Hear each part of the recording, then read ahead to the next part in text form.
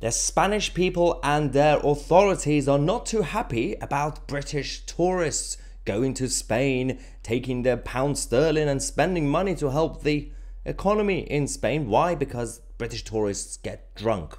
Okay, so we know we have a problem with a lot of tourists going to places like Benidorm causing chaos, but we also have a lot of problems with the Russian tourists and German tourists. But in Spain, there's a massive problem, and in terms of the authorities not being happy. So they want to find ways to stop the British public from going to Spain. Now, there are a couple of issues with this because on the one hand, stereotype. They're basically assuming that every single British person is misbehaving. That's rude. And second problem, imagine if we in this country say the same about a random country or a random culture. For example, hypothetically, we say, we got so many tourists coming from Nigeria and they're dressed in a certain way and we don't like it. So, or they litter the streets. And even if we're right, even if they are misbehaving, imagine the outrage you're going to get from the media, from the political left.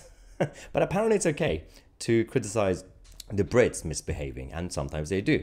So, firstly, we had this before, and this is a few months ago, where how Europe's holiday hotspots are turning their backs on British tourists. We actually had Spain mostly being angry about it, but France and Portugal are doing all they can to welcome UK tourists, because France and Portugal know that they rely on British tourism, and mostly because we bring pound sterling and we spend a lot of money, and so they appreciate us.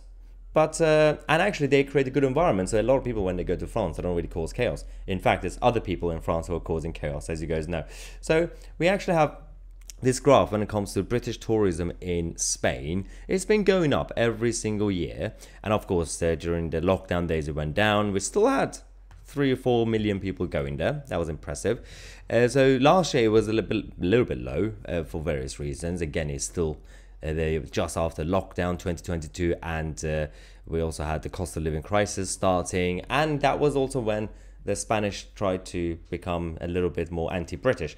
So what they're doing now is they are putting up fake signs across their beaches and everywhere else to scare the British off. So what do we have actually? So moving to Spain, in terms of how they're dealing with British tourists. Firstly, they call the British tourists giri. And so it's supposed to be an insult, a term used to describe tourists as of a certain ilk. These in terms of calling them foreigners, but bad foreigners essentially. And these visitors can be known to make merry with the help of some alcohol, and the offensiveness of the term can vary as well. So again, imagine if we would call certain people from different cultures, it's not certain names. Imagine the outrage. Oh, but it's acceptable to say it about the Brits. So we got all these signs. So Spain deploys fake beach signs designed to terrify British tourists and put them off at prime beach spots. So these are fake. It says, beware of dangerous jellyfish. Caution, falling rocks near the beach. There's literally no mountain there. So that's one. And then you also have my favorite, this one. Attention. It takes 2 hours and 53 minutes from here to walk to the beach. You can literally see the water. So not only is these are fake, it's also insulting when it comes to basic intelligence. They assume that British tourists are just stupid, that they just read that sign. Like, how do we get to water? Oh, it's a 3-hour walk from here. It's literally 100 meters away. But yeah, so that's what they're doing. But let me know your thoughts, obviously, on the misbehavior of the British tourists in Spain, but also what you think of how the Spanish are seeing us in terms of a stereotypical way as a country.